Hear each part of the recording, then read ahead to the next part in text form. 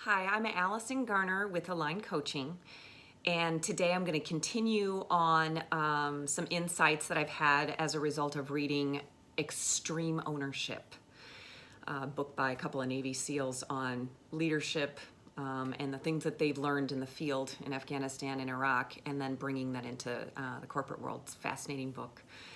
So there were a couple of things that they say in the book over and over. There's no such thing as a bad team, only bad leaders, which I'm a little sensitive. Like, that feels a little rough to me, but maybe it's true. The other thing they say is there's two kinds of leaders, effective and ineffective. Again, that's like cut and dry, black and white. Oh, it's a little rough for me. The thing that really does hit me, though, and settles very nicely for me, is that it's not about praise. It's about what we tolerate. And I know that I've had previous videos on, like, what am I tolerating and what are we tolerating? And what I wanted to share today is a personal story on taking that idea and applying it to my family. So I apply it all the time in my professional career, and so I wanted to take a personal outlook on it. And so we have two teenagers. If you've watched any of my videos, you know being a mother of teenagers has been a terrific opportunity for growth and development. And so we have a son, and he just not doing well and breaking rules and making very poor decisions. We had police at our house last week. So things that are happening that are troubling, and yet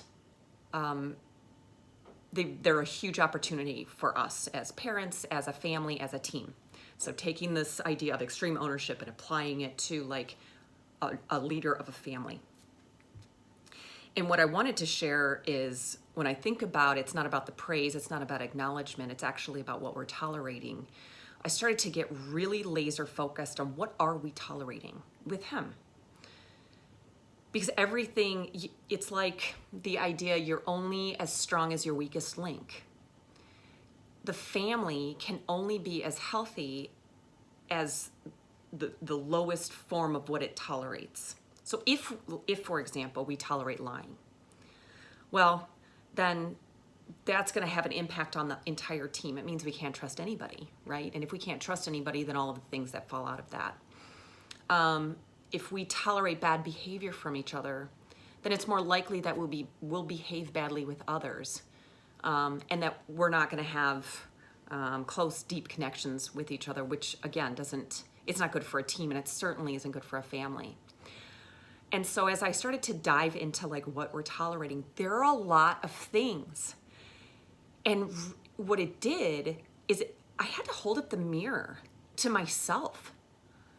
And it isn't like a make wrong. It isn't so that I will feel badly about the kind of mother that I am. Instead, it is a way for me to see where I don't want to lean into my own discomfort. So when I see these behaviors and I am tolerating them, I now have an opportunity to do something different. And I'm not sure what that looks like. Sometimes it's a conversation.